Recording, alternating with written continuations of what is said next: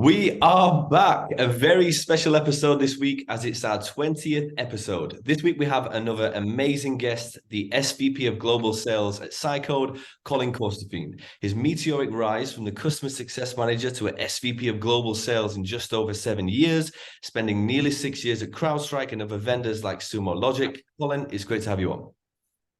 Thanks for having me. Appreciate being here, Elliot. No problem at all. So I guess for the viewers and everybody listening, it'd be great to give an introduction to yourself. Sure. Been raised here in California my entire life, living now in Santa Cruz, California. Happily married for 15 years with a 13-year-old daughter and a 10-year-old son. When I'm not here, working at Cycode and hopefully out in the trail running in the state parks that we have here in the beautiful Santa Cruz Mountains. No, that's fantastic. And I guess in terms of Cycode then, of course, you and I have talked a lot about Cycode, but it'd be great to hear a little more about those guys. Yeah, sure. We're an application security platform, and we cover many of the common use cases within AppSec, secrets detection, software composition analysis. And currently, we're building into an ASOC platform, looking to solve the modern challenges that DevSecOps is facing. The software development lifecycle is becoming exponentially more complex, and the tooling just isn't keeping up. Modern development teams need a platform like Cycode to effectively manage the risk that they face today. Yeah, no, for sure. And I was doing a lot of digging into Cycode, and Gartner listed that software supply chain attacks are the second biggest threat of 2022. And 82% of CIOs think that they're vulnerable to these attacks as well. So no, it's a very, very important market. And over the past few years, it's gone pretty crazy for sure. So I guess just diving into a little bit about yourself, which I'm very interested to talk to about today, because the transition from a business like Crowdstrike and into Cycode, the established to the startup, explain that to us. Sure. When I made the transition, CrowdStrike was a very established business. But when I started, CrowdStrike was certainly still in the growth phase. You think about the old players in endpoint security. You had Symantec and McAfee, and they had dominated the market for many years. And the fact is they got complacent. And so CrowdStrike was an up-and-comer, punching up against Symantec and McAfee, along with Cylance and Carbon Black. And there's a similar changing of the guard here in application security, where older players, I won't say any names, what they did was what was needed in application security years ago. But they're not evolving. You mentioned the statistics around software supply chain attacks, right? That is real. And the legacy tools aren't fit to meet those threats. And so you think about the established player side, CrowdStrike.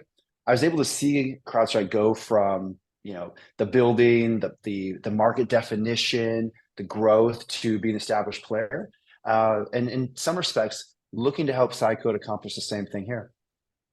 Yeah, no, for sure. And it's always pretty interesting, that topic, because obviously the expansion from where CrowdStrike was and now starting again with Cycode as well, from the journey that they've already been on. A question I always like to ask being a recruiter, the difference in hiring. How do you go from a CrowdStrike and the difference in hiring there to the different persona you would hire within Cycode? Right. This is true of any startup, but here at Cycode, it's true as well, is that you're still helping to get the word out in the market. As a rep, you have more responsibility for generating awareness, driving interest, educating, right? That all falls into part of your job description. When you're at CrowdStrike today, if somebody thinks I need endpoint security, what are they going to do? They're going to call CrowdStrike, they're going to call SentinelOne, and they're going to figure out which one fits best for them. And that you can take a good rep and make them great within a great system. And with any startup like Cycode and the place we're in our journey, we're still developing that, right? We're still getting the marketing, getting the brand built.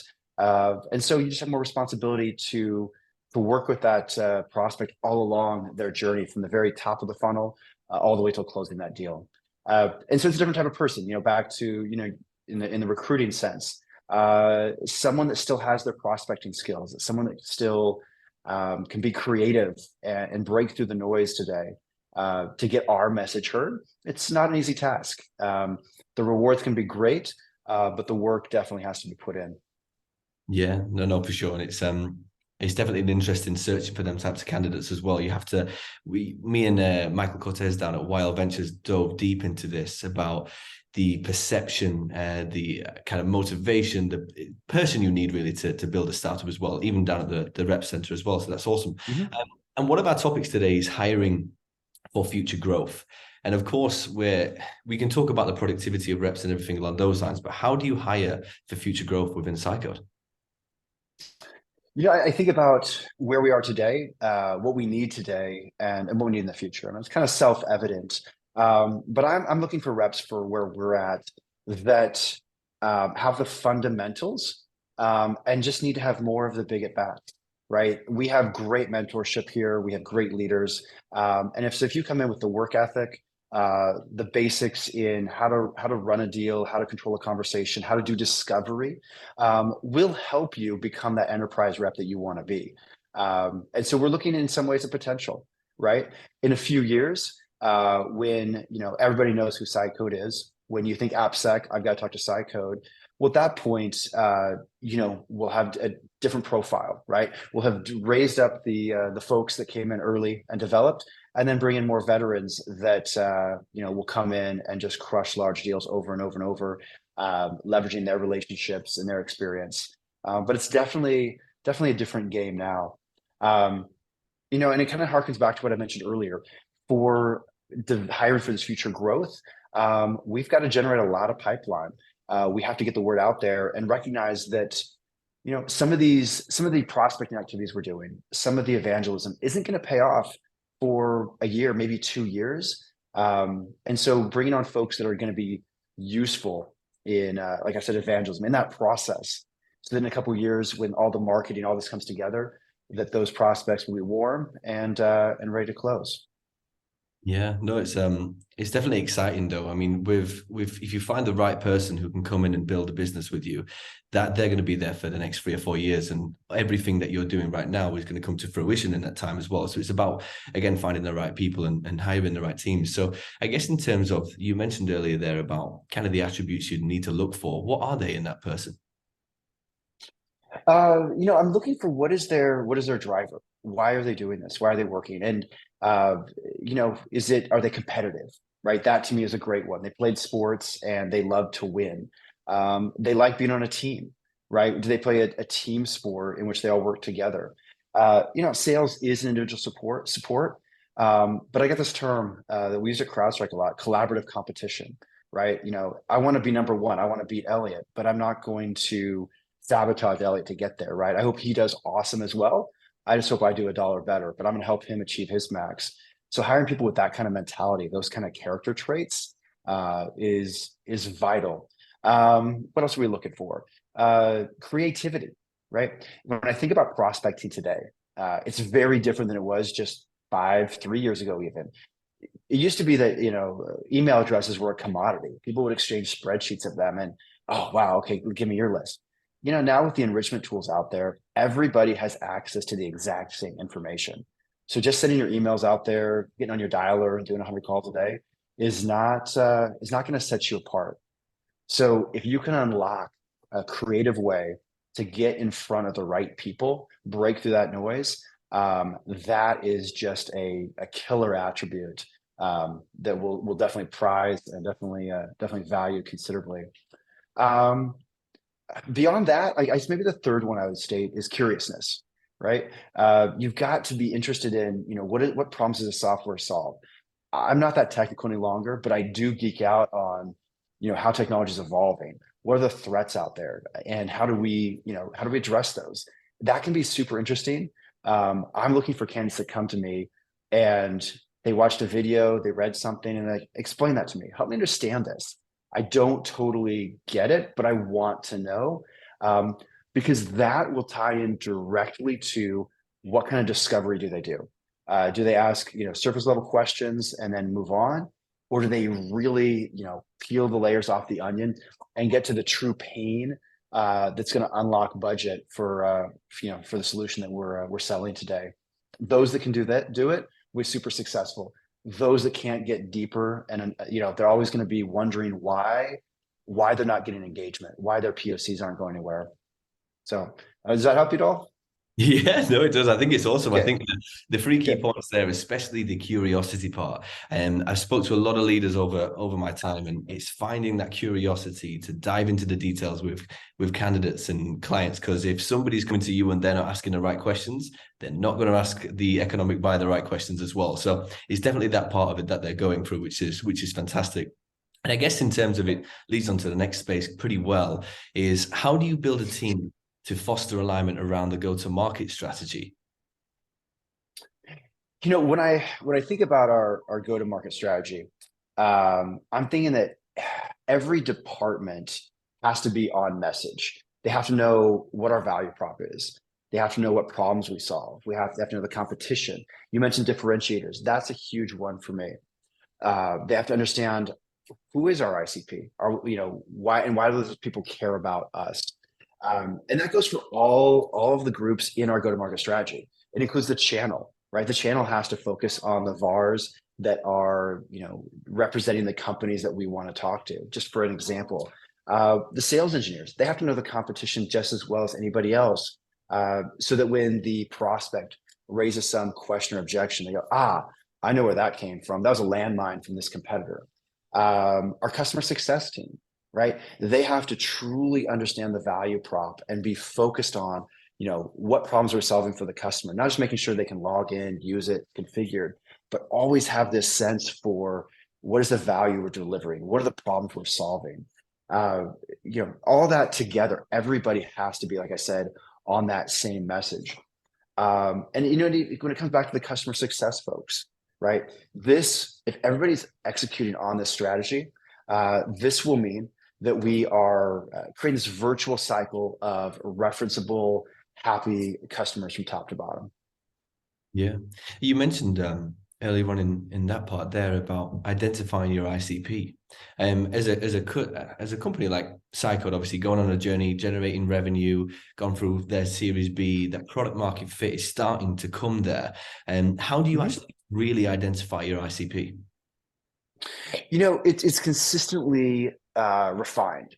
We want to look at, okay, closed deals. What trends and patterns do we see in company size, in roles, in industries? But we don't want to get locked into that because we don't want to make a decision based upon incomplete data.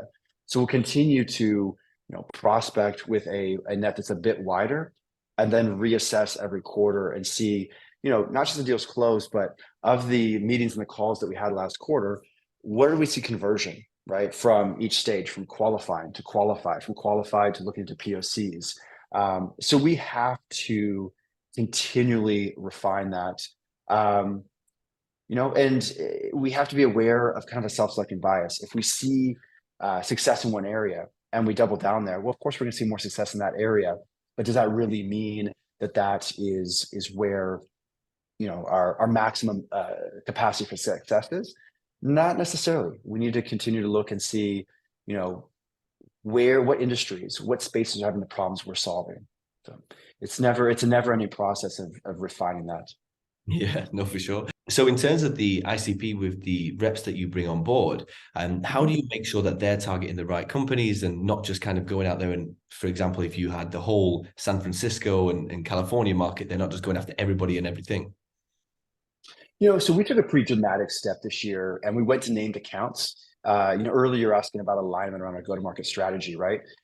We've identified a segment that we believe is the right place to focus on now for this year.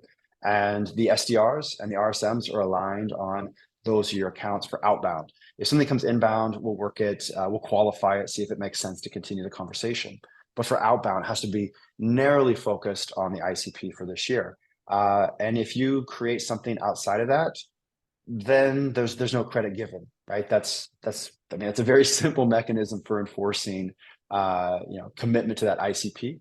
On the inbound, we'll qualify it as well. It needs to be maybe the net's a little bit wider if they came in and the effort was low to talk to them.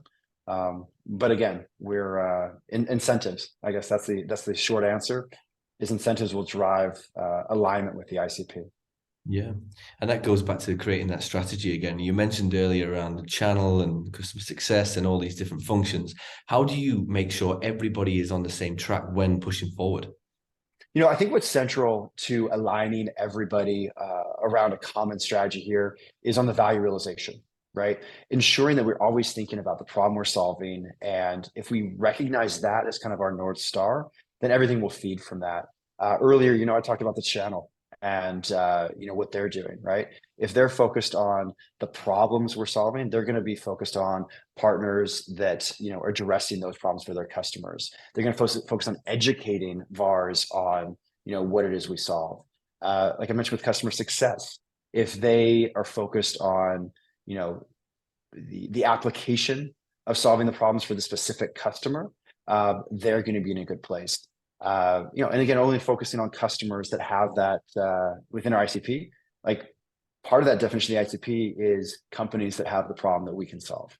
So no, that's fantastic, and I always like the talks around the channel because I've done a lot of work there myself, and having that strategy, having that program, and that being built up from scratch in a company like Cycode is so interesting to really roll out and kind of keep within the ICP as well as everything as well. So no, sounds very awesome, to be fair.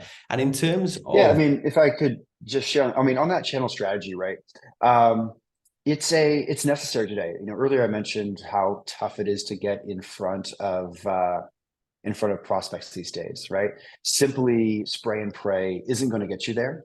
And what I love about the channel is if you align with the right VARs that really truly serve as the trusted advisors for their customers, that will get you in the right places. If we know what we do well, we know how to communicate it to the VARs, educate them, then they can be our advocates. And when they hear the certain, triggers from their customers, then they can bring us in. And it's the classic force multiplier. And, I think about my role, Elliot. I can't tell you how many messages I get today from every day, all day, lead enrichment, outsourced BDRs, help with our pitch decks, everything imaginable. And I simply don't have time to process through it all. I'm sure there's some companies. What's that? Sorry? And recruitment. Fair enough. I'll have to go back and figure out how you broke through the noise. But truth is, there's probably a lot of players in there that offer value. I don't have the capacity to go through them all. So I'm going to rely on a couple things, my internal network, and, just referrals. Like if I have a problem, I'm going to go find people to talk to. Other people are going to bring me and say, hey, dude, check this out. We recently procured software, word of mouth. One of my good friends, she's a CRO based here in Santa Cruz. And she said, check out these folks. Incredible tool that's really helped us. I trust her immensely. And, we inked something in less than a week. And so the channel is one of those means for, hey, if we truly offer value, they're going to help us get that message into the right folks. And so we've invested heavily in it for sure. Yeah, and it's something with the channel. It's not something that pays back straight away. It's something over time you're going to be building relationships. And why would they choose Cycode as well? That's the key to it as well, about really driving through and getting that mission statement across to use the Cycode brand. So no, that's absolutely. That's fantastic stuff. And I think one of the situations I'd love to talk about with sales leaders like yourself, Colin, is really building the commitment and engagement to the sales process. I think in terms of, if you look at Medic, Spin, whatever ones you're using, creating that structure straight away from a startup is literally critical if you want to go from 10 million to 100 million, especially. So tell me more about that. Sure. I think there's a few elements that I like to talk about in this realm. One is I think the biggest mistake when you're trying to build that commitment engagement to a sales process is coming in and saying, hey, this is how we did it X. And the first thing they're going to think is, oh, okay, they're not actually thinking about the problems and challenges we have here. They're just going to try and peanut butter spread what they did last time over all of us, whether or not it applies. So avoiding that. But thinking about what are the lessons? What can we apply? What principles? And that's where it starts. I think there has to be a large investment of time in earning trust in your process that you're bringing to them. The way I think about it is making sure to explain everything, taking that time. Hey, I'm asking you to do this because of this. And it seems a little bit elementary. I think, but too often sales leaders, in the interest of time, are just like, hey, this is what we're doing, go. But you're looking for commitment rather than compliance. And commitment comes from a deep-seated understanding that, how is this going to help me? I can see it. I want to succeed. And so now I'm going to commit to it. Compliance is where you get, kind of half-arsed Salesforce hygiene, right? No one wants to do it because they don't see how it benefits them. So I typically try and categorize things in like, hey, this is for me. I'm making a request. I know you don't feel it's going to benefit you, but I'm asking you to kindly help me out here, please, because I need this for, my forecasting purposes, my reporting, whatever it is, I need you to do this. Two might be kind of a hybrid. Hey, this is going to help me and it'll help you.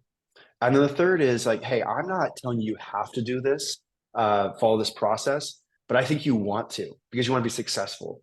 And if it's not this process, what are you going to do? So kind of breaking things down into the have to haves, the nice to haves, and the must haves, the really would like them, and then it's your choice when we're talking about our process, our methodology. Here we use Medic, and I'm always clear, like, hey, this isn't perfect, but at least it gives us a common language for conversation so we understand our deals. And why does that matter? Because I want to help you. I want you to be successful. So as long as we're aligned on this, then at least we're able to communicate well and support you in your deals. Yeah, and I think that's pretty interesting because I read John McMahon's The Qualified Sales Leader probably about a Yes. year ago. He talks about speaking the same language. No matter what you're using, everybody needs to Mhm. speak the same language. So I really like how you explain that into the situation with Cycode. And yes, we're using a tool, but there is other avenues as well to go down it as well. So no, that's awesome stuff. Really is awesome. And I guess in terms of the structure of how you're building Cycode and the excitement over the next few years, where do you think you'll go? So I'm not sure if I'm supposed to share this, Elliot, but when I think about how companies always behave in ways that kind of tip their hand on, what their plans for the future are. So again, maybe I'm supposed to share this, but what I see is a lot of, when I need a sales tool, hey, go get the multi-year deal, go get the discount for that. So what that tells me is that we're continuing to invest in building a long-term sustainable company. Our move from point solution use cases into an ASOC platform, I'm very, very bullish. There's a lot of work to be done, a lot of execution we need to take care of. But I have great confidence that we have the technical leadership, we have the marketing in place, and we got the sales staff to take Cycode to heights. Could it be another CrowdStrike? I can't quite say that, but in this space, like I said, I'm pretty bullish and optimistic that there's a huge market here. Again, harkening back to the what you mentioned earlier in the stats about software supply chain attacks. If we can get our message out there, prove that we successfully address those, I think there's a pretty high ceiling for what Cycode's capable of. Yeah, no, for sure. And I think if you look at the market itself and the application security market, it's only going to get bigger over the next few years with everything that's going on as well. So I think it's going to be a very interesting time for Cycode as you move forward. Just a question on Cycode. What would you say to somebody who's wanting to join you? I'd say master the fundamentals. Master your prospecting, master your discovery, master your deal control. Get all that in place and show it. Think about when you're going to come talk to us. Think about the deals that you ran successfully and how you contributed to them, and how that's going to translate into your next role. Think about the deals where you didn't do so well and what did you learn from them. I'm going to ask you about your failures, when you zigged when you should have zagged, and how that's impacted you in the future, because I don't believe any sales rep has a 100% success rate. What I'm more concerned with is how you've taken those losses and translated those into strengths going forward. No, I love that. I love that completely. And I think if you can articulate your losses in a way where you've kind of come out the other side and redefined everything and got out a different process way to be more successful, then I think that's only going to be a good start as well. So no, really, really appreciate that. So I'm going to leave us with one question today, Colin. I think there's a lot of people who listen to this. I get a lot of questions around when the people I'm speaking to, senior leaders, how can they get to that stage? So what advice would you give to somebody who's going to be aspiring to be a CRO one day? Man, I've got a lot of things I've been thinking about here. I'm going to narrow it down to kind of one concept, and it's limited, but there's a lot of things we could add to it. But I think diversify your experience, right? I think one of the reasons why I was a good fit for Cycode is because of a background. You mentioned it in your intro, right? I've been in customer success. I've been in enterprise sales engineering. I've been in professional services, and kind of seeing all of those different pieces and how they play a role in a go-to-market strategy, I think has been vital. I think about enterprise, mid-market, having experience in both, because they're two very different motions. And right now with Cycode, we're focused more on enterprise. And eventually, I'd like to get us to where we have a successful mid-market motion. Those things are going to look fundamentally different, but I'm confident that I'm well equipped to lead us in both.